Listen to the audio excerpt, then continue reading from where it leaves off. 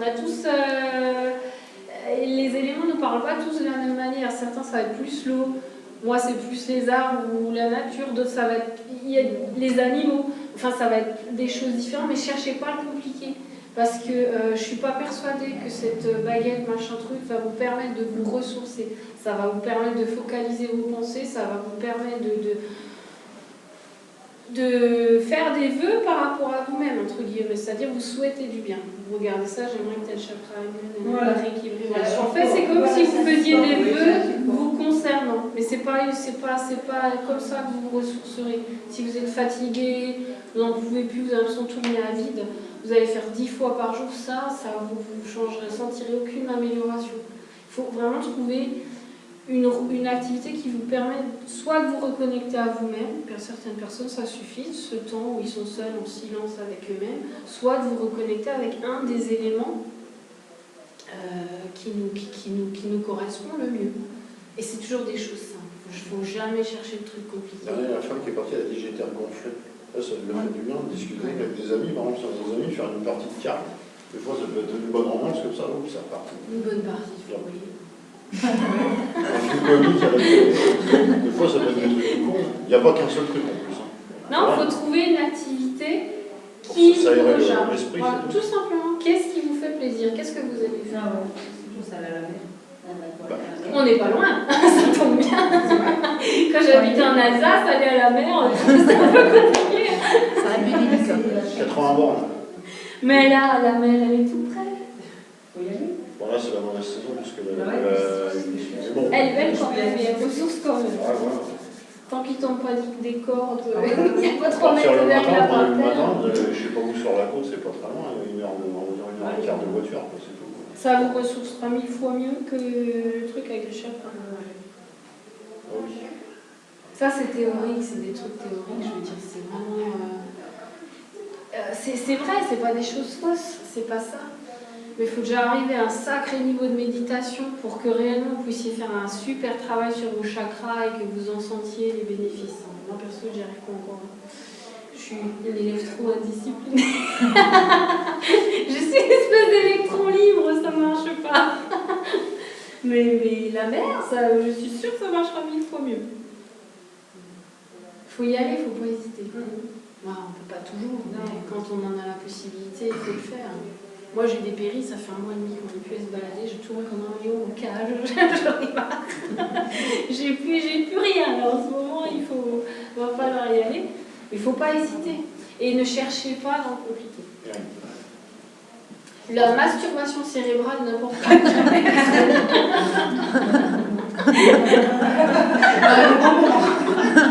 On est encore dans le même séance. Il y a pas réussi. J'ai bien dit cérébral. Vraiment, on entend les mots complets. Les mots qu'on entend. Masturbation. Oui, voilà.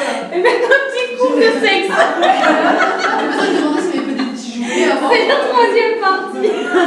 Ah, c'est le bonus.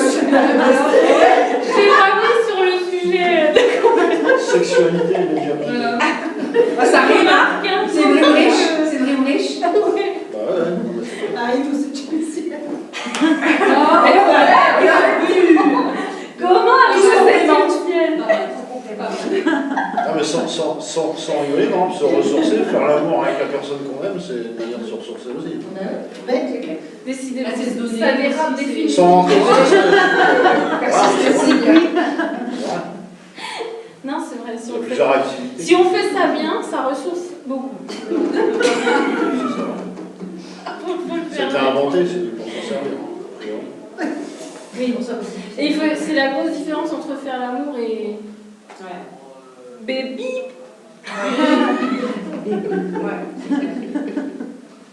Il y en a un qui ressource et l'autre pas. Oui, voilà, c'est ça. C'est ça. Oui. Moi, c'est pour ça que je pense qu'il faut rester le plus simple, pas se mettre dans la tête avec les chakras, tout ça, machin. Maintenant, quand elle va voir sa baguette, elle va penser à ça. Chérie, il faut qu'on fasse la... On entend le chakra, elle va se marrer maintenant. Ouvrir, oui. Elle va s'ouvrir. Hein.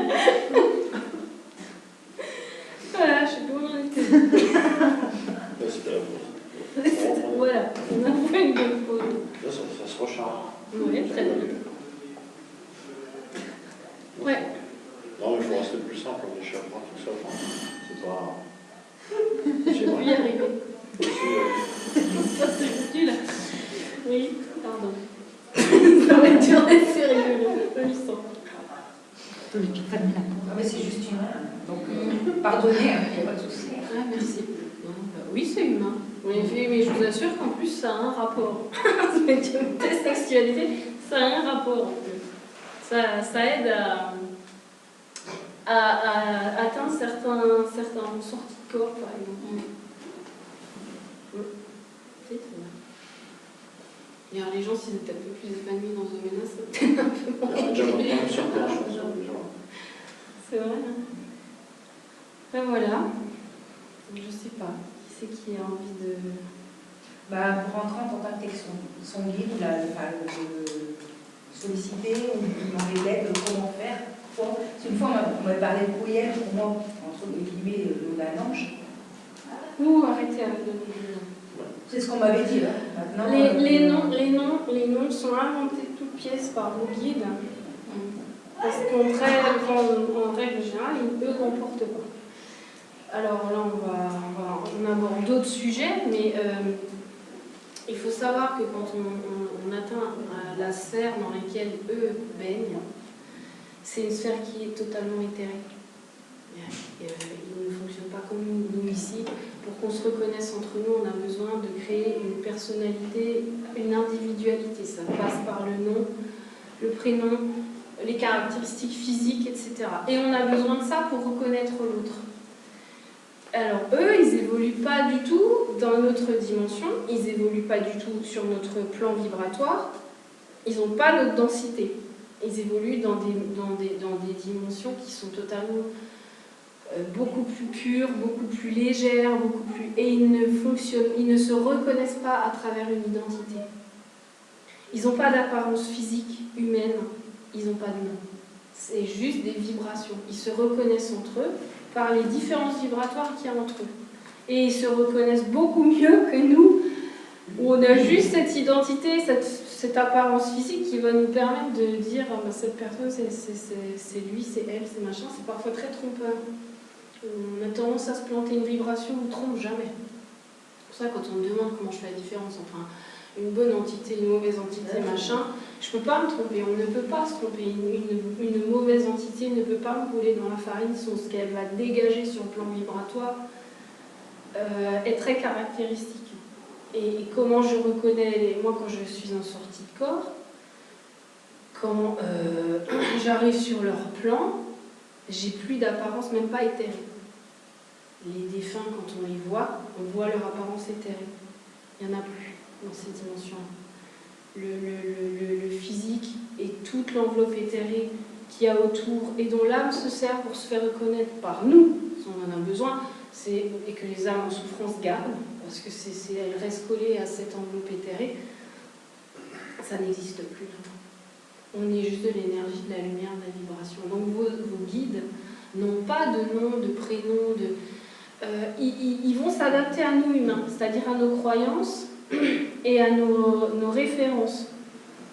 Donc voilà, on a toute une palette d'archanges, on va donner tel nom pour tel archange qui est censé avoir telle spécificité. Là-bas, c'est pas aussi structuré que ça. Il y a plusieurs anges, plusieurs guides qui vont s'occuper de la même mission. Voilà. Il n'y en a pas un qui va avoir tel truc, l'autre tel truc. Ils sont toute une armée, entre guillemets, qu'ils ont. Et il y en a beaucoup qui ont la même mission, qui s'interchangent, heureusement. Donc quand ils vont se présenter sous un certain nom, ça ne sera pas toujours le même, par exemple.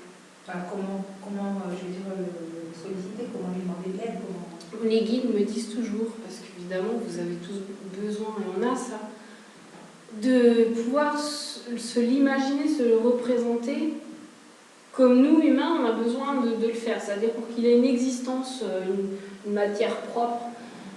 Il me dit souvent, dis-leur de m'appeler comme ils veulent. De leur donner un prénom qui vous convient. Voilà. Et de vous... C'est pas ça qui va être l'important, c'est le rapport que vous allez établir avec lui.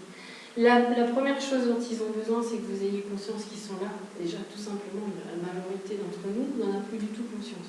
Ils ont déjà plus conscience qu'ils sont en eux vit une âme, qu'ils sont une âme avant toute chose, alors qu'il y a un guide qui les suit. Donc établir ce contact, c'est très simple, c'est simplement lui parler. Vous n'avez pas besoin d'intermédiaire pour parler à votre guide, vous en avez besoin parfois, et encore pas toujours, parce que votre guide va venir parfois vous parler en songe, ou va vous déposer des signes sur votre chemin, va vous faire rencontrer la personne qu'il faut au moment où il faut pour vous apporter les réponses dont vous avez besoin, ou vous emmener dans un certain chemin. Il s'occupe de vous comme ça, votre guide. Pourquoi ? Parce que ben oui, la densité fait, et le manque de conscience qu'on a, le manque d'apprentissage qu'on a par rapport à ça, fait qu'on n'est pas ouvert pour eux. Donc souvent, c'est pour eux, pour nous faire comprendre quelque chose, il faut passer ça.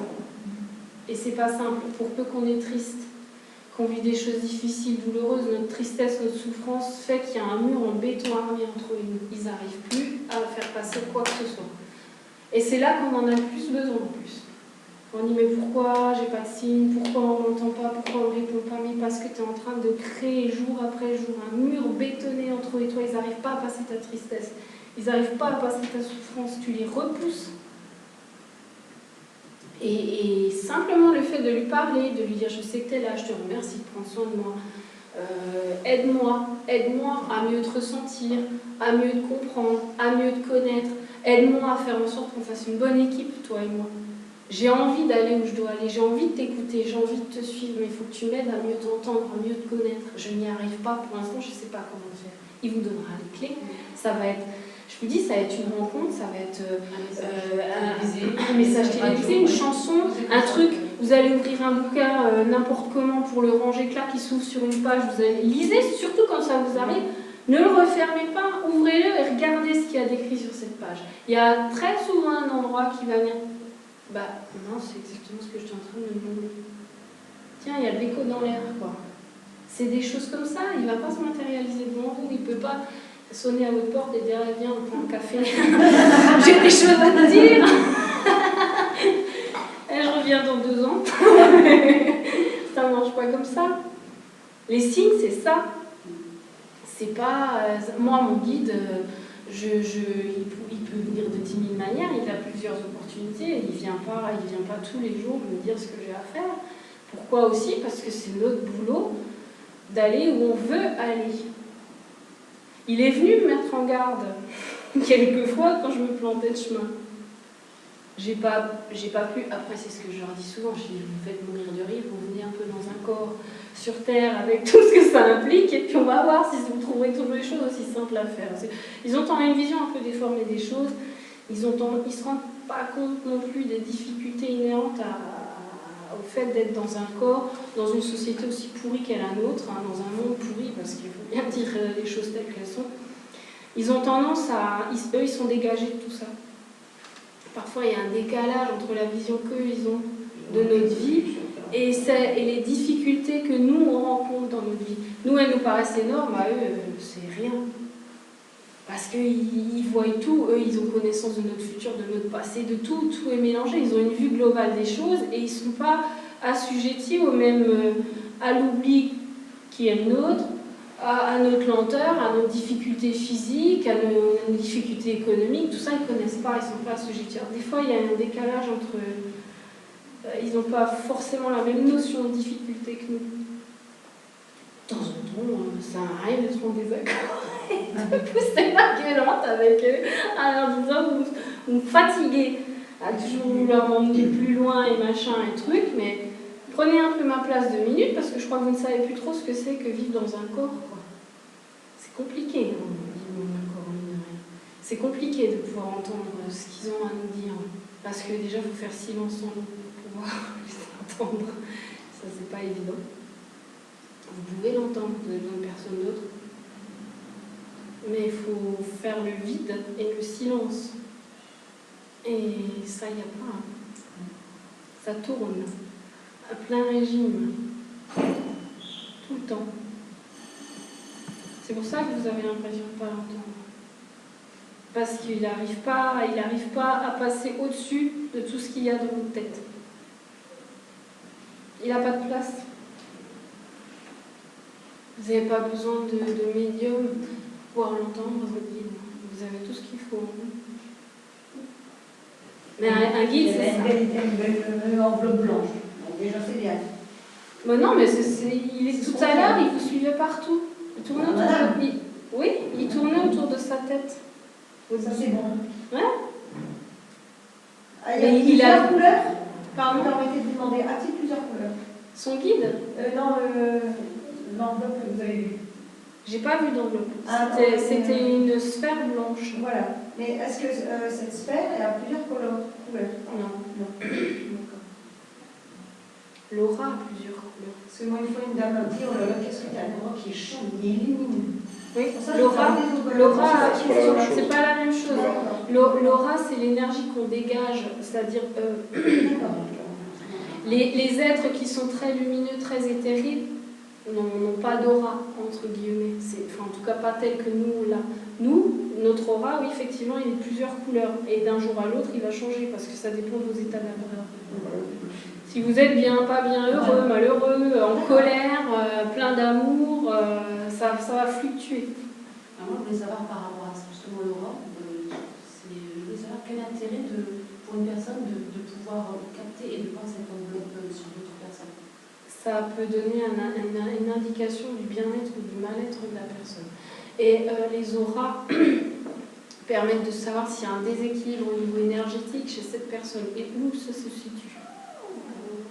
Puisque je pose la question parce qu'il m'arrive de voir les auras des gens, c'est pas constant en fait. C'est quand vraiment je suis ciblée sur la personne et je commence à avoir des couleurs comme vous, autour de vous, j'ai vu du vert et du bleu. Je sais pas à quoi ça correspond, je sais pas dire à quoi ça correspond. C'est mes couleurs, elles me suivent partout. Voilà. Donc je toujours ça. Je ne cherche pas à savoir, enfin je me suis pas encore intéressée à savoir à quoi correspond chaque couleur. Facilement sur internet la signification de chaque couleur.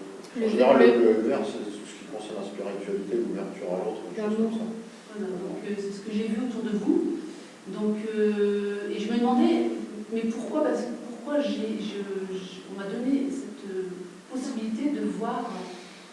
Déjà, ça va vous permettre de voir si une personne est bonne ou mauvaise très facilement. Mais déjà, j'ai ressenti énormément. C'est-à-dire que si je me retrouvais une personne qui va m'être néfaste, automatiquement, je m'en écarte. Je vais dire bonjour, je vais rester courtoise et polie. Mais je me dis, quelque chose en moi, alors peut-être que c'est mon guide aussi, parce que je parle beaucoup avec mon guide, me dit, éloigne-toi de cette personne. Éloigne-toi, elle est néfaste pour toi, éloigne-toi. Bon, déjà ça, mais c'est vrai que le fait d'avoir la capacité de voir... Un aura vous permet de savoir, en règle générale, l'état d'esprit de la personne. Ce qu'elle a réellement au fond d'elle. Les auras ne trompent jamais. Vous pourrez essayer de vous faire passer pour une belle personne lumineuse en face de quelqu'un. Si vous êtes capable de voir son aura, si elle triche, vous le saurez tout de suite. Vous allez aussi pouvoir voir si les auras sont très nettes ou s'ils sont un peu flous, comme opaques, comme brouillés. Ça veut dire qu'il y a un problème au niveau de la personne, elle n'est pas bien. On a une personne bonne aura toujours les caractéristiques au niveau de l'aura qui reflètent sa bonté, son amour, etc. Même si elle n'est pas bien, ça restera ses caractéristiques. Si elle est malade, ça peut changer. Parce que c'est encore une fois la question d'équilibre. Nos états d'âme, on est obligé de déséquilibrer. Ce qu'on est réellement au fond de nous, ça varie jamais. Mais si on a un problème, Cathy doit avoir un aura qui est complètement déstructuré. Parce qu'elle a un corps qui souffre. Un corps qui souffre entraîne des auras, une énergie complètement déséquilibrée autour d'elle. Au niveau de ses chakras, ça va se sentir. Au niveau de son aura, ça va se sentir. Et ça fait un cercle vicieux parce que aussi longtemps qu'eux seront déséquilibrés, elle, physiquement, elle n'arrivera pas à aller mieux non plus. Et vous, si vous voyez ça, vous êtes capable de mettre la puce à l'oreille à la personne. Oui, quand vous maîtriserez ça, vous pourrez dire... Oui, c'est tout nouveau pour moi, ça fait 1 an et demi, parce qu'il y a 1 an et demi de ça, j'ai fait une dépression suite à mon travail, et j'ai fait des paralysies nocturnes, donc très fréquentes. D'ailleurs, j'ai fait des scanners pour savoir si j'ai pas un problème à la tête. Il m'a dit qu'il faut absolument que je fasse des scanners. Le problème, c'est que quand je faisais ces paralysies-là, j'entendais un ricanement ou une voix qui me parlait, quoi. Donc j'ai même dit une fois, ferme-la parce que je sentais que c'était quelque chose qui n'était pas bon. Et j'allais reprendre le travail en septembre et j'ai eu, en allant dans la chambre de mon fils, pourtant j'ai jamais compris comment c'est arrivé, il y avait 5 places pour passer, j'ai réussi à me taper le petit orteil sur le coin du lit alors que j'étais pas du tout à côté du lit. Enfin, j'ai pas souvenance d'avoir été à côté du lit. Et je me suis cassé le petit orteil qui m'a obligée à m'arrêter. Et là, j'ai dit, c'est un signe. C'est que je ne dois pas reprendre. Si tu reprends, ça va être catastrophique. Donc, j'ai continué à avoir cette paralysie nocturne, mais moins longue. Jusqu'au jour où je me suis dit, si tu as des paralysies, est-ce que tu dois t'arrêter? Et quelques mois après, quand j'ai pris conscience de ça, j'ai vu un jour cette paralysie arriver, passer, plus s'arrêter, mais passer, repartir, et j'ai vu une forme noire, mais c'est pas quelque chose de néfaste, hein, c'est comme si quelqu'un était rentré en moi pour me dire il est temps d'arrêter. Et ce jour-là, j'ai vu cette masse noire partir de mon lit, de moi, et je me suis dit, je n'aurai plus de paralysie. Et depuis, je n'ai plus de paralysie. D'ailleurs, d'en parler, j'en ai des frissons partout. Parce que ça a été quelque chose en moi qui m'a dit, ça y est, c'est bon, c'est fini. Et ça c'est fini du jour au lendemain. Et il fallait que je m'arrête. Il fallait que je trouve une façon parce que je voulais évoluer dans ma profession. Et je pense que c'était le moment pour le faire. Donc, voilà. Et depuis, je fais mon cheminement. J'ai des choses qui m'arrivent, que je ne maîtrise pas, qui m'arrivent comme ça. Et comme le fait, je vous dis, de retrouver la bague de fiançailles d'une amie qui me dit je suis désespérée, tu peux me la retrouver? Je vais te donner une photo, mais j'ai jamais fait ça. Je dis, tu vas me donner ça, mais j'ai jamais fait ça. Elle dit, essaie. J'ai pris la photo, mais je ne l'ai pas fait tout de suite parce que je ne le sentais pas. Et un jour, je me suis dit, je vais la prendre cette photo, je vais la prendre, je vais me mettre 5 minutes dans mon lit. Ça a duré 2 minutes. J'ai entendu vert et j'ai entendu osier et j'ai vu une petite boîte en musique. Soit. Je lui ai dit, écoute, c'est un endroit qui est vert, avec de l'osier. Elle m'a dit, c'est marrant parce que quand j'ai perdu ma bague, j'étais dans la salle de bain de ma belle-mère et il y a du vert et de l'osier en salle de bain. J'y cherche, ça doit être là, c'est passé quelque part là. Puis de la chercher, ça ne pas moyen de trouver. Jusqu'au jour, elle m'a appelé, elle me dit ça y est, j'ai retrouvé ma bague. Elle me dit figure-toi qui était dans un verre à bière. Je me suis plantée. Elle me dit non, tu t'es pas plantée. Tu as pensé que c'était vert VERT, c'était vert VE2RE. C'était dans un verre. Et à côté de ce verre, il y avait cette fameuse petite boîte en osier que j'avais vue. Donc c'est là que je me suis dit, il y a quelque chose. Au début, quand ça arrive, on se dit, c'est moi qui affabule, je m'invente des capacités qui ne sont pas là parce que peut-être que je trouve ça beau de pouvoir rendre service. Je me suis dit, peut-être que je m'invente ça. Mais avec tout ce qui est arrivé, je me dis, voilà, ça confirme le fait d'avoir vu devant l'école une petite fille, je l'ai vue avant que ça n'arrive, s'enfermer dans une voiture qui était en route. Je l'ai vu monter dedans, ça n'arrive pas, je l'ai vu monter dedans et s'enfermer dans la voiture, c'est arrivé.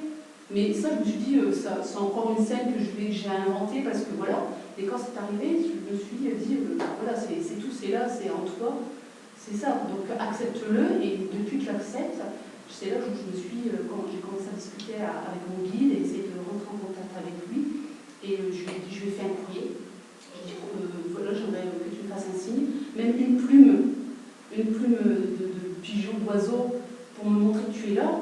Et puis, donc, j'ai roulé la lettre dehors.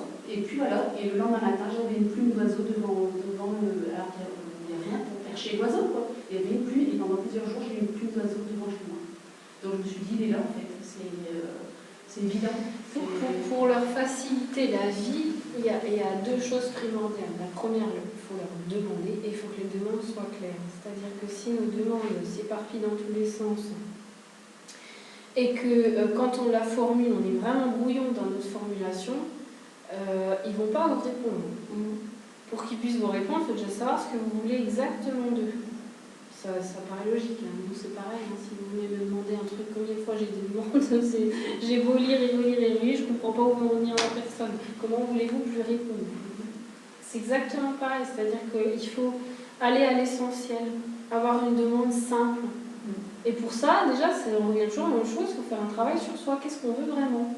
Qu'est-ce qu'on attend vraiment de lui? Quand on a la réponse et que cette réponse est claire, il faut lui faire la demande clairement. Mais après, il faut aussi avoir foi en lui. Quand on fait la demande et qu'on dit de toute façon ça ne marchera pas, Je n'aurai pas de réponse, je n'entendrai rien. Oui, ça ne marchera pas, ça c'est sûr.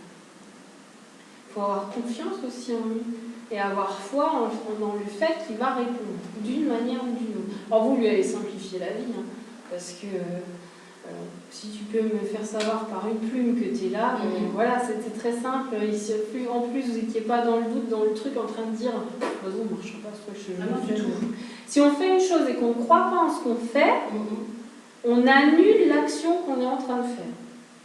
Si on pose une demande et en même temps, si vous faites une prière et en même temps vous êtes en train de prier et de dire « je me vois pourquoi je me fatigue, ça ne marchera pas », oui, ça c'est sûr, arrêtez de vous fatiguer. Ça ne marche pas comme ça. Il y a deux éléments, la clarté et la foi. La foi, c'est pas forcément la foi en Dieu. Non, mais la foi, déjà... La foi, tu veux te connecter à ton guide, parler à ton guide, il faut déjà que tu crois en lui et que tu es fou en lui. Quand on veut réussir quelque chose soi-même, vous l'avez très bien exprimé, mais moi aussi, je suis des fois dans cette démarche en train de dire je crois que je suis bonne pour la vie. Je vais aller m'enfermer moi-même, ça ira plus vite. Là, c'est pas possible parce que quand j'atteins un certain stade, un certain niveau et que j'ai assimilé ça, pouf, on me fait voir autre chose, un degré plus haut, et à chaque fois qu'on me donne accès à cette information-là, à cette connaissance-là, moi, à chaque fois, je suis complètement chamboulée, et je vais au pur et attends, là, qu'est-ce qu'ils m'ont montré? Où c'est qu'ils m'ont emmené? Qu'est-ce que j'ai vu? Et je lui dis, attends, non, c'est bon, je vais être en train de délirer, laisse tomber. Il me dit, mais raconte pas, non, laisse tomber, je n'ai pas envie de raconter, c'est débile, c'est pas possible, je suis en train de fabuler. Et il me faut du temps, des jours, des semaines, c'est des images qui ne me quittent pas, des sensations qui ne me quittent pas, et puis il faut le temps que mon petit cerveau assimile le truc, et puis il faut le temps que j'accepte ce que j'ai vu, puis le temps que je recommence à avoir foi en moi aussi. Foi en moi. Parce que quand on vient me déstabiliser comme ça, et qu'en plus c'est des choses dont je ne peux pas parler, parce que si jamais ces connaissances-là, ces visions-là, ce savoir-là, ce que je vis dans ce domaine-là et à cet endroit-là, je sais très bien que même si on a une grande ouverture d'esprit, je vais être dérangée dans ce que je vais dire. Donc en plus, c'est un truc que je porte comme un poids, parce que je ne peux pas en parler. J'ai de la chance, j'ai un amour à qui je peux tout dire, qui est très ouvert d'esprit. Mais heureusement, parce que j'ai pas toujours vécu avec quelqu'un qui était ouvert, et ça me met bien des bâtons dans les roues aussi. Mais c'est avoir foi en soi, mais c'est ce qu'il y a de plus dur. Le reste c'est plus facile, mais ça c'est dur. Surtout quand on vit des trucs qui sont un peu... C'est comme ce qu'elle a dit au tout début de la conférence. Je termine juste, excuse-moi. Et si on n'a pas confiance en nous, foi en nous, tout ce qu'on fait va avorter. Mais ça ne marchera pas. Mais moi, déjà, à la base, moi, j'ai un grand manque de confiance en moi, hein, déjà. Donc, c'est tout le monde. Mais ça, je pense que c'est tout le monde. Mais, dans n'importe quel domaine.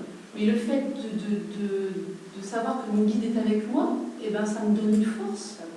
Je ne sais pas l'expliquer. Je me dis, de toute façon, il était là. Un bon copain avec vous. Quoi. Voilà, je me dis, de toute façon, je le remercie. Quand j'essaie le plus souvent de le remercier, même dans ma voiture, hein. Il y a des gens qui me regardent et me disent, attends, toute seule, elle est complètement malade, elle. Hein. Ben non, je parle comme si j'avais quelqu'un à côté de moi, mais il y a déjà des gens qui me regardaient et me disent, mais elle est pas toute seule. Hein. C'est pas grave, ils penseront que je suis avec mon portable et que je discute avec mon portable. Mais c'est super important de remercier. Parce qu'on pense jamais à le faire. Moi, je le fais X fois dans une journée, avant de m'endormir, c'est souvent ce que je fais. Mais je remercie pour plein de petites choses. Merci d'être en vie encore aujourd'hui. Merci que tous ces gens que j'aime sont là, près de moi, les enfants sont en bonne santé. Mon chéri est en bonne santé. Merci pour la nourriture qu'on a eue. Merci pour de m'apporter toujours les solutions à mes problèmes financiers qui fait que je m'en sors quand même. On me sort entre les gouttes, on s'en sort. Merci de tout ça, de toutes ces petites choses qu'on prend pour des choses normales, mais qui ne sont pas normales. Être en bonne santé, c'est un miracle. Vous avez vu la panoplie de problèmes de santé qu'on peut avoir, mais quand vous prenez toutes les maladies qui existent, les handicaps qui existent, mais comment on fait pour être en bonne santé? Quelqu'un s'est déjà posé la question. On a la chance. Et c'est un beau cadeau quand même qu'on nous fait de pouvoir avoir un corps qui marche normalement, parce qu'il y a mille et une raisons pour lesquelles merci que je mets un pied devant l'autre. Oui, c'est ça, c'est des petits... Tout ce qu'on prend pour des acquis et ce qui est normal, c'est pas normal, c'est des beaux cadeaux, c'est une chance, parce que ça peut tout à fait dégénérer à un moment ou à un autre. C'est super important de dire merci. Et souvent, le fait de dire merci et d'avoir conscience de ça fait que ça va aller dans le bon sens et pas dans le mauvais sens. Quand on prend pour acquis ce qu'on a, toutes ces petites choses qu'on a, tous ces petits miracles qu'on a à longueur de journée, c'est pas la peine d'aller chercher des miracles. Voilà. On en a plein tous autour de nous tous les jours, mais sauf qu'on on les prend pour quelque chose des dus. C'est des dus. C'est pas des dus. Et le fait de dire merci et de prendre conscience de ça, souvent ça fait que les choses continuent à aller dans le bon sens. Oui. Et ça, je m'en suis souvent rendu compte quand je suis pas bien, par exemple. Pour des raisons X ou Y, je me laisse happer par trop de problèmes en même temps. Et je rumine et je n'en vois pas le bout, je trouve pas de solution. Et j'oublie dans ces moments-là de dire merci, parce que je suis constamment du matin au soir en train d'essayer de solutionner tout ce qui vient me poser problème et m'engluer dans des situations à la con. Ben, vous pouvez être sûr que ça va crescendo, il y a toujours autre chose qui me tombe sur le coin du nez. Jusqu'à ce que j'ai commencé à comprendre que quand il m'arrive une tuile, il ne faut pas que je me focalise dessus, il faut que je me focalise sur tout ce qui va bien autour de moi et pas ce qui va mal. Que ce qui va mal va devenir secondaire et pas prioritaire, et que de toute façon, si je le passe en priorité, je rentre dans un état de panique qui fait que je ne trouve aucune solution, et en plus, je provoque un schéma qui fait que ça va faire effet d'avalanche. Vu que je suis constamment dans des pensées sombres, dans de l'angoisse, dans de la peur, je vais attirer à moi exactement ce qui me fait peur et m'angoisse. C'est-à-dire, ce que je ne veux pas qu'il m'arrive, ça va m'arriver. Parce que le fait de constamment être dans la peur et l'angoisse, on se focalise sur ça. C'est-à-dire, je ne veux pas manquer d'argent, comment je vais faire pour payer ma facture, comment je vais faire pour payer ça, et mon Dieu, si je perds la maison, et mon Dieu, si mon gamin va tomber malade, et mon Dieu, et tu te focalises là-dessus. Tu peux être sûr que ton gosse va tomber malade. Tu peux être sûr que ta machine à laver va tomber en panne, ou ta chaudière, ou je sais pas quoi, que tu vas te retrouver dans une merde financière monstrueuse. Pourquoi? Parce que ta peur, tu lui as donné toute la place. On a tous des angoisses, on ne peut pas vivre sans ça, c'est pas possible, hein, c'est humain. Mais il faut savoir aussi dire, bon, ok, je t'ai entendu, c'est vrai que cette situation est un peu bâtarde, mais calme, on regarde mon enfant, mon gamin marcher à quatre pattes, je l'écoute rire, je regarde ma fille là, qui s'éclate à la maison, je me dis c'est ça qui est important, c'est ça qui est important, c'est ça qui est important, c'est pas le reste. Ne crée pas ton propre scénario catastrophique, parce qu'il t'est en train de le créer, il va arriver, quoi. Toi, tu pourrais en raconter quelque chose. Ne pas vouloir qu'une situation se produise et à tellement être focalisé sur cette peur que ça y est, ça arrive, il n'y a pas de problème. Nos angoisses et nos peurs, elles ont un rôle salutaire, hein, parce que si on ne les avait pas, souvent on irait à la catastrophe. C'est des signaux d'alarme, il faut aussi savoir les écouter, c'est-à-dire dire elles sont là pour nous dire là je crois que ce que tu es en train de faire c'est pas bon. Si tu te rends pas service, ça va pas. Il faut savoir les écouter, mais il faut pas en faire une psychose. Et on a tendance à tomber dans ce truc-là. Et à en faire une psychose, et bien on donne vie à nos peurs. En fait. Il faut savoir se focaliser sur ce qui va et moins sur ce qui va pas. Par exemple, toujours des trucs qui vont pas, c'est comme ça, les aléas, on en a plein. Ça serait pas si parfait, si on aurait toujours du parfait, ça serait pas. On s'ennuierait. Non, mais c'est vrai, quoi. C'est vrai, c'est avoir du parfait pour voilà, mais qu'est-ce que je foutrais là, moi, si tout était parfait? Même bien avoir tout, ça serait pas, c'est pas bien. Enfin, moi, on savourerait pas ce qu'on a. Moi, ça m'intéresse pas d'être millionnaire, d'être heureux. Tu vois, il y a un exemple là. Je saurais même pas comment faire. Il y a une dame qui m'a envoyé un mail. Moi, ça m'intéresse pas de donner, créer, enrichir. Moi, c'est plus ça, quoi. Là. C'est pour ça qu'on est là. Hein. Moi, je trouve que c'est important de. En général, on a vu les âmes qui s'incarnent dans les milliardaires et tous ceux qui nous dirigent, je sais pas, des belles âmes. Il y en a quelques-uns, peut-être dans le lot. Ils ne viendraient pas se poser ici, je pense pas. Non, ce qu'ils veulent, c'est ça les intéresse ça, c'est gérer des gens pour gagner. Moi, on m'a dit aussi qu'il fallait vivre l'instant présent en pleine conscience. Ah, alors ça, oui, c'est mon cheval de bataille. Et j'ai appris, curieusement, quand j'étais hospitalisée pour mon cœur, ça faisait 2 mois et demi. Et en fait, bah, entre deux soins, on va dire, c'est comme ça, on a quelques minutes de battement, quoi. Et puis le gars qui fait le prendre en soins, il est occupé. Ce que j'ai fait, il y avait une fenêtre, je me suis mis à la fenêtre. Je regarde, il y avait du vent, les arbres qui bougent. Alors, oui, il y a du vent, les arbres bougent, ok, on va dire tout le monde a déjà vu ça, mais là, j'étais là, je sais pas, je l'ai vécu pleine conscience. J'ai vu les troncs jusqu'à quel endroit ça bougeait, il y avait des sols qui bougeaient beaucoup plus, un oiseau qui était sur une branche, c'est anodin, c'est rien du tout, mais à voir comment il devait se débattre pour rester sur cette branche-là, et je suis rentrée, je lui ai dit, mais je viens de voir un truc super, mais vous allez me prendre pour une folle. Je dis, ah bon, bah, toujours, on va en discuter. Et je lui dis, bah, en attendant que vous me preniez en soin, j'étais à la fenêtre, puis je regardais, et puis j'ai vu les arbres bouger, ouais, et bah, je sais pas, il y avait un oiseau qui se débattait bah, pour rester sur la branche, tant bien que mal, mais il résistait, quoi. Alors il m'a dit, vous savez ce que vous avez fait là? Bah, je lui ai dit non, un moment de pleine conscience. Vous avez pris conscience de l'instant présent, il n'y a plus rien qui existait. Il m'a dit, par exemple, vous êtes roulant dans votre voiture, c'est ce qu'il faut faire. Oh non, je vais être en retard et tout, il y a un bouchon et tout. Vous allez paniquer, ça va être pire, vous allez freiner, risque d'accident, Si vous dites, bah, de toute façon, en retard pour en retard, je ne peux pas y aller plus, bah, vous mettez un peu de musique, vous essayez de vous changer et vous regardez ce qui se passe. Et il dit, vous allez voir que ça va baisser la tension à l'intérieur et vous vous sentirez beaucoup mieux. Ça va même plus loin que ça, c'est-à-dire qu'un des gros travers de l'être humain, c'est qu'il vit soit dans son passé, soit dans le futur. Et il vit rarement dans le présent. C'est-à-dire qu'il est toujours en train d'anticiper ce qui va lui arriver, On arrive comme ça. de craindre ce qui pourra éventuellement lui arriver. On va plus loin, Voilà. Ou alors, mais des fois je me dis, mais on est à table, qu'est-ce qu'on mange demain? Déjà le soir, c'est déjà pas mal, alors le lendemain, c'est loin. On a tous su faire. Mais c'est un classique, c'est-à-dire que l'être humain, c'est pas vivre au présent. C'est quelque chose qu'il doit apprendre. Mais c'est des impatients. Ou alors dans le passé aussi. Il y a des gens qui sont accrochés à leur passé, mais comme une moule à son pied. Oui, comment ça se fait ça? Mais parce qu'en fait, c'est des gens qui ont, je pense, souvent ils ont vécu des choses difficiles dans ces passés. Alors c'est assez ambivalent, c'est assez vicieux comme rapport avec le passé d'ailleurs. Ils ont vécu des choses traumatisantes ou difficiles dans ce passé-là. Ce passé les fait donc souffrir, encore maintenant, parce qu'ils ne peuvent pas s'en détacher. Mais en même temps, ils ont appris à vivre et à grandir dans cette souffrance. Ils baignent dedans.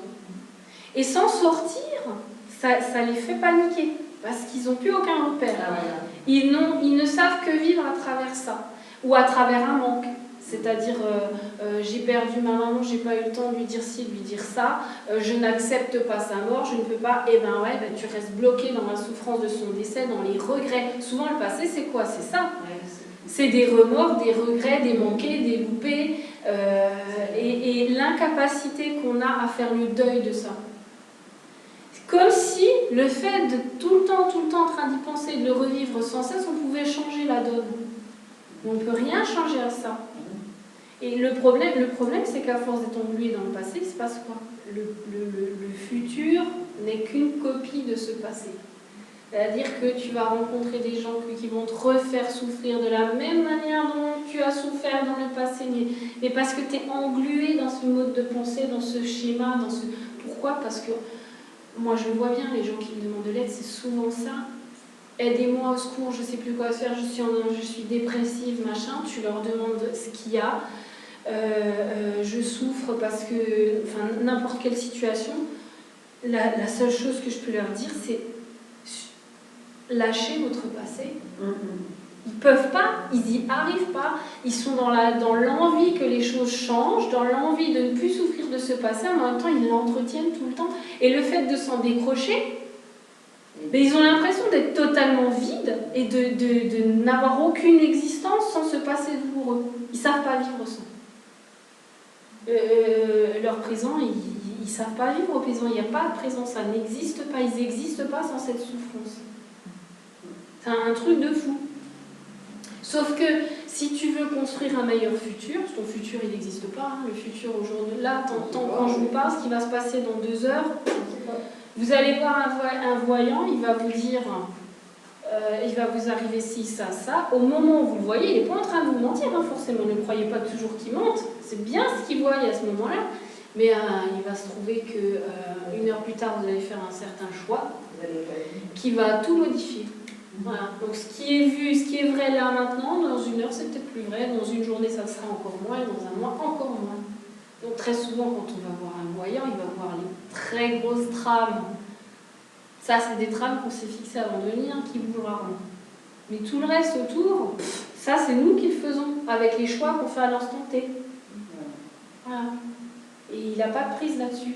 Il n'y a que nous qui en avons. Donc, c'est pas forcément qu'il va vous mentir. Moi, celui qui vous dit ça, si. Parce que quand je parle de grosses trames, l'autre mort est dedans, hein, quand même. C'est pas un truc qui se modifie. Hein, donc, ça, c'est dans la grosse trame. Donc là, c'est autre chose. Mais il y a des voyants qui vont peut-être vous dire des trucs là où c'est vrai au moment où vous vous présentez devant eux, puis c'est plus vrai demain. Parce que vous avez fait un autre choix de vie à un moment donné, vous allez avoir une rencontre qui vous a, voilà, où vous avez pris conscience de quelque chose que vous n'aviez pas encore pris avant, et puis ça va modifier votre choix. C'est malléable, mais le futur n'existant pas, il faut bien prendre conscience que si tu veux avoir un beau futur, il faut déjà travailler dans ton présent. Le futur, on ne le construit pas dans le passé, on le construit aujourd'hui. Maintenant où je vous parle, je construis mon futur. Si je suis incapable d'habiter mon présent, mon futur ne sera qu'une copie de mon passé. Parce que je reste la même, je ne change rien. Qu'est-ce qui va faire que notre vie change? C'est parce qu'on se change intérieurement. On va prendre conscience de ce qui nous fait souffrir. On va prendre conscience de la raison de cette souffrance. Pourquoi on souffre comme ça de cette situation? Pourquoi ce manque, on n'arrive pas à s'en défaire? Pourquoi, bah oui, des non-dits, des manques, des machins, on en a tous, des regrets, on en a tous, mais pourquoi on n'arrive pas à s'en défaire? Pourquoi ça nous fait souffrir à ce point-là? Très souvent, c'est parce qu'on a beau être adulte, on reste des gosses au fond de nous, et c'est le gamin qui crie, mais maman, pourquoi tu m'as pas aimé? Mais papa, pourquoi tu m'as pas donné cet amour? Mais voilà, pourquoi les copains-copines, ils m'ont jamais aimé, jamais intégré? C'est souvent l'enfant qui est au fond de nous, qui tape du pied, qui dit je veux pas, je veux pas, je veux pas. Et puis tant que j'aurai pas ce que je veux, je bougerai pas de là où je suis. En gros, c'est ça. Mais à un moment donné, il faut grandir, il faut mûrir, et puis il faut se dire ce qui est passé, et c'est passé, ce que j'ai pas eu, je ne l'aurai plus. On l'a eu d'une autre manière. Mais voilà, il faut que je me construise avec ça. De ça, il faut en tirer des forces. Puis il faut rentrer, c'est toujours le principe de l'acceptation aussi.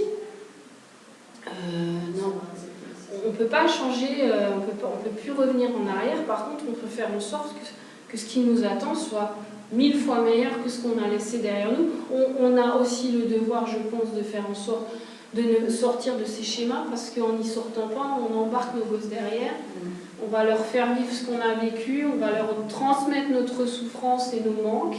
Et eux vont devoir trimballer ça aussi, et s'ils n'en sortent pas, ils vont refiler ça à leurs gosses. Ça, c'est transgénérationnel, après c'est lourd, c'est l'horreur totale. Et ça, c'est là aussi qu'intervient ce travail sur soi, c'est super important. Il faut vivre maintenant au présent, quoi. Là, il faut savourer l'instant présent. Il ne faut pas, pendant qu'on se parle, être en train de se dire qu'est-ce que je vais faire dans une heure, quoi. Et souvent, on se projette toujours dans qu'est-ce qu'on va faire plus tard. C'est un peu le cas des insatisfaits chroniques. Hein. Quand ils ont envie d'un truc quand ils l'ont pas, puis quand ils l'ont, ils sont déjà en train de se projeter sur autre chose. Tu peux jamais être satisfait dans ta vie quand tu fonctionnes comme ça, c'est pas possible. Moi, en ce moment, on me reproche toujours de vivre au jour le jour. J'ai dit parce que... Mais c'est une très bonne méthode. Vous ne savez pas si demain vous serez en joie. J'ai dit de toute façon, pourquoi demain? Avant, je faisais, j'avais une autre vie, j'avais autre chose. Je faisais plein de projets, plein de machins. Je fais ça, je fais ça. Voilà, ça s'appelle la chance sur la comète. Voilà, ma vie, elle a changé, ma situation, elle a changé, tout ça. Je vis plus avec mon passé, parce qu'il m'arrive aussi beaucoup de choses, tout ça.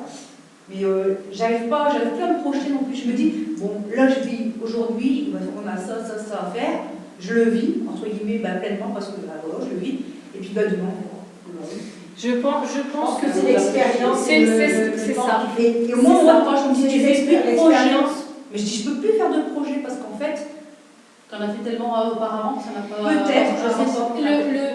Il y a deux cas de figure, souvent, c'est l'expérience, oui. la souffrance, le vécu qui a fait qu'à un moment donné, c'est une question de survie, d'en tirer des leçons, de sortir de là, de grandir. Mais il y a des gens qui tirent des leçons de rien. Et c'est une catastrophe. C'est l'expérience du vécu et l'âge aussi. Parce qu'on va plus, on est dans 20 ans. Donc je pense que ça fait moi c'est comme ça que je réagis. Mais les gens que je côtoie, ils sont plus âgés que moi, ils me disent, mais je comprends pas pourquoi tu fais pas de projet là pour Non mais ça, je peux leur dire, non mais moi j'ai pas envie. Mais je dis, Toi si t'as envie de faire des projets, tu les fais, c'est mais moi plus j'ai pas envie. Mais qu'est-ce que ça peut faire qu'ils comprennent pas? Bah ouais, moi c'est comme ça, les gens, ils me parce disent, qu'on me le bah, reproche, je comprends on pas. me le reproche. On me dit, je comprends pas que tu vis sans faire de projet. J'ai avant, oui, maintenant. Mais Moi, ne ça vous d'accord. justifiez pas. Mais ne vous justifiez pas. À un moment donné, il faut aussi savoir mettre les gens à la porte en leur disant mais écoute, tu fais ce que tu veux, je fais ce que je veux. Tu vis comme tu veux, je vis comme je veux. Point. Il n'y a pas à rentrer. Quand on se justifie, on leur laisse des portes ouvertes pour rentrer dans un débat qui n'en finit jamais. Et si vous vous justifiez, c'est la porte ouverte à tout. Ça veut dire que le moindre truc que vous ferez dans votre vie, on va venir poser un jugement dessus et vous demander des comptes. Ouais, voilà, ils n'ont pas le droit. Donc, il faut savoir, moi j'ai aussi appris à le faire, ça, parce que moi, ma famille, c'était ça. Si je faisais pas comme eux, ils avaient décrété que ça devait être fait, ben, j'en prenais plein la gueule. Et puis il fallait argumenter, et plus j'argumentais, plus ça allait crescendo. Mais à un moment donné, il faut sortir de là et leur dire, mais ça vous plaît, c'est bien, ça vous plaît pas, c'est le même prix. On n'a pas de compte à rendre. Chacun vit sa vie, chacun fonctionne selon sa conscience. Si moi je fonctionne au jour le jour, vous fonctionnez au jour le jour, moi je fais pareil. Et alors, il est où le problème? Votre frère ou votre copain ou machin veulent pas fonctionner comme ça, mais ça les regarde, mais qu'ils fassent ce qu'ils veulent. Et vous avez pas. Il faut couper court à la discussion quand c'est comme ça. Ils sont plus gênés que vous parce qu'ils vous envient, parce que la plupart vous n'avez pas de projet. Mais moi, ils me disent, moi je m'en fiche, et ça les embête. Donc ils se posent des questions. Et je les stoppe de suite. Comme je dis, moi j'ai toujours à faire. Donc je n'ai même pas besoin de chercher. Ce que je vais faire, moi je pense que c'est squeezer de l'énergie à rien. Là c'est bon, on a déjà assez de trucs à faire. Si vous croyez, non, je peux pas. Non, moi je sais plus ça. Alors j'ai bien chaud. Ah, on ne sont pas contents, c'est pareil, c'est des fois. Ah, mais si, non, mais il faut savoir. Non, mais moi, je suis dans ce ce mode de pensée là. J'en suis arrivée à un stade où les gens ne sont jamais contents, sont satisfaits. Il faut qu'on rentre dans un moule. Si on n'est pas habillé en jogging, basket le dimanche, ça ne leur convient pas. Non, mais il faut rentrer dans des critères. Et bien moi, je ne suis pas ces critères-là. Je fais carrément l'inverse. Et je les embête. C'est pas grave. Je trace mon chemin, je fais l'autre. Voilà. Et moi, je fais comme ça. Je dérange, hein. Et c'est pas grave. Mais il faut être un peu comme ça. Ouais, je dérange parce que il faut être un peu comme ça les embête, mais bon sang, mais. Après, chacun utilise sa façon de faire, mais je veux dire, il ne faut pas rentrer dans une justification sans fin. Vous n'avez pas de compte à rendre. Voilà, ouais. Et moi, ça a toujours été comme ça. Toute ma vie, j'ai toujours dû, et partout. Mais moi, c'était pareil, mais c'est parce que moi, je laissais faire. Voilà. On a déjà été. C'est à vous, c'est ce que je disais. Parce que les autres ont le pouvoir sur nous, qu'on leur les laisse avoir. Le peu que vous allez dire que mon Dieu, quel caractère. C'est dit. Parce qu'avant, on n'a jamais rien dit. Ouais. Alors là, mon Dieu, on a dû obéir à nos parents, on a dû faire ci, on a dû faire encore ici. Après, on a dû élever nos enfants, et après, on se permet encore de nous dire quelque chose. Stop. C'est bon, non, je dis. Moi, je vois, personnellement, ma mère, avec moi et ma fille, je veux dire, elle me dit, bon, t'as bien fait ses cheveux, ça va, tu vas donner ses... Je dis, oh, elle a 7 ans, j'en ai 45 le 31 décembre, c'est bon quoi. Je dis, pourquoi tu lui dis pas à la petite, ça va, t'as bien fait tes devoirs, c'est pas mon rôle. Je dis, ok, mais moi je suis plus non plus la gamine qu'il faut être derrière en train de dire, tu as bien donné ses médicaments, tu as bien... Enfin, ça fait quand même 7 ans que je l'élève, quoi. Je veux dire, je suis pas non plus babache et... Mais parce que je pense qu'à quelque part, vous vous positionnez mal par rapport à votre mère. J'avais exactement le même problème. Je suis restée l'éternelle petite fille face à mes parents. Alors, il n'y a pas d'émancipation. Forcément, si nous, on se voit comme une petite fille face à nos parents, ils ne vont pas nous voir comme une adulte. Mais on leur permet de se comporter comme ça. Et puis, moi, ça a changé avec ma mère. Ça s'est passé par 3 ans de clash et Mais qu'est-ce qu'on est bien après, de clash. On se parlait plus. Ça allait très très loin parce qu'en plus, on était très fusionnels. Ça s'est refait là récemment. Mais là, ça se fait sur de bonnes bases. Parce que oui, je n'accepterai plus tout. Et j'ai pu lui dire, parce qu'elle a travaillé, fait un cheminement aussi, j'ai pu lui dire, vous m'avez presque emmené au seuil du non-retour. C'est-à-dire, j'avais qu'une envie, s'il n'y avait pas eu ma fille, je ne serais plus là. Tellement vous m'avez pourri la vie. Mais à quelque quelque part. C'est moi aussi qui ai induit ça, parce que j'ai jamais su, à un moment donné, me positionner en disant « mais je me fous de ce qui vous plaît ou ne vous plaît pas. Je me fous que vous soyez fiers de moi. Je me fous que tu vas être malheureuse parce que j'ai pas fait le choix que tu attendais de moi. Ben, assume ton malheur toute seule, parce que moi, j'ai aussi besoin de vivre ma vie. Et d'être moi, tout simplement. Pas une copie de toi ou ce que tu attends de moi. Et ça, c'est un peu le problème. C'est que voilà, alors on n'ose pas, on a peur de faire mal, on a peur de décevoir, on a peur de rendre la maman triste, le papa triste et machin. Et s'il pose un autre regard sur nous. Mais tout ça, c'est vicieux parce que c'est inconscient. Et en même temps, on peste parce qu'ils prennent trop de place, parce qu'on n'arrive pas à se libérer d'eux. Mais oui, mais parce que c'est nous qui avons un problème avec ça. Qui peut couper nos chaînes, pardon? C'est dur de le faire. Mais quand on le fait, on grince des dents, on pleure, on souffre, et puis après, c'est la libération. Oui. Non, mais c'est vrai, à un moment donné, il faut s'émanciper. Votre maman vous voit comme si vous aviez encore 7 ans. Voilà. Avec ma fille. Ah bah oui, non, mais elle n'en sortira pas. Mais je veux dire, à un moment donné, c'est ce que je vous dis, prendre de la distance, c'est pas couper les ponts, c'est quand même autre chose, c'est pas couper les ponts, mais c'est prendre de la distance qui fait que ça leur donne plus le droit de regard que vous leur laissez pour l'instant. Voilà. Les gens prennent conscience. Et c'est pas ne pas aimer votre mère. Ah non, Ça n'a rien à voir. Ce n'est C'est pas vous non plus lui faire du mal. se rendre Quand vous service serez à chez la- vous, vous êtes chez vous. Et si je peux vous donner un conseil, vous allez de temps en temps rendre visite à votre maman, mais vous vivez le moins possible avec elle. Le problème, c'est que je l'ai prise chez moi, vu qu'elle a un masque avec un pédicobèque, je la fais dormir chez moi. Si je me Donnez-moi un paquet de Kleenex. Comme 3 ou 4 fois, j'ai dû appeler malheureusement à 3h du matin les pompiers pour l'emmener parce qu'elle faisait un arrêt. Je veux dire, je me sens entre guillemets encore une fois responsable au cas où il y avait quelque chose. Je me dis, bon, là, au moins elle est sur place. Non, mais t'empêchera pas, même si t'es sur place, Ah, si ça doit arriver, ça doit arriver, je l'empêchera pas. Mais Ça, c'est pour te rassurer, surtout. Tu dois voir ça. Oui. Oui, il y a Karine qui veut j'ai une petite question, s'il vous plaît. Comment on fait pour entrer en contact avec les femmes? Alors attention, votre question elle est un peu. C'est un peu le même principe que les guides. Il suffit de leur parler. Pour rentrer, par exemple, vous et votre parent? Ouais. C'est ça la question. Ouais. Pour rentrer en contact avec votre parent, il y a lui parler, ça pose pas de problème. Le problème, c'est qu'il faut que vous avez envie de l'entendre, de pouvoir communiquer avec lui, dialoguer avec lui, c'est ça? Ça s'apprend. Quand on a des capacités, ça s'apprend. Mais je ne vais pas vous lancer là-dedans tout seul. Si vous voulez apprendre, on se donne rendez-vous chez moi et je vous encadre parce que vous avez des capacités ou on organise un truc avec Karine, je ne sais pas comment on va faire, mais vous ne vous lancez pas là-dedans tout seul. Vous avez les capacités de le faire, c'est-à-dire vous pouvez, je suis sûre qu'en écriture inspirée, vous allez y arriver, mais pas toute seule. Surtout pas avec ce qui rôde autour de vous et votre frangin. Voilà. Ça, je serai là pour cadrer les choses, moi ou un autre. Il y a plein de médiums qui font ça. Si quelqu'un veut vous prendre par la main, allez-y. Moi, je veux bien le faire, mais faites pas ça tout seul. Vous amusez pas à faire ça tout seul. Il n'y a pas 10 000 façons de communiquer avec un défunt si vous n'avez pas la clairaudience. Il y a celle-là. Ça s'apprend. Vous avez les capacités, hein, ça c'est clair, mais ça, faut le cadrer. Faites pas ça chez vous, hein. Dans l'ambiance qu'il y a autour de vous, faites pas ça chez vous parce que votre frangin il attire autour de lui des trucs pas cool. Il fait des trucs pas cool, donc c'est pas bon. Hein. Faut pas essayer d'entrer, vous fermez quand vous êtes aux alentours de votre frère, fermez-vous à tout, faites en sorte de réceptionner le moins possible. Parce qu'en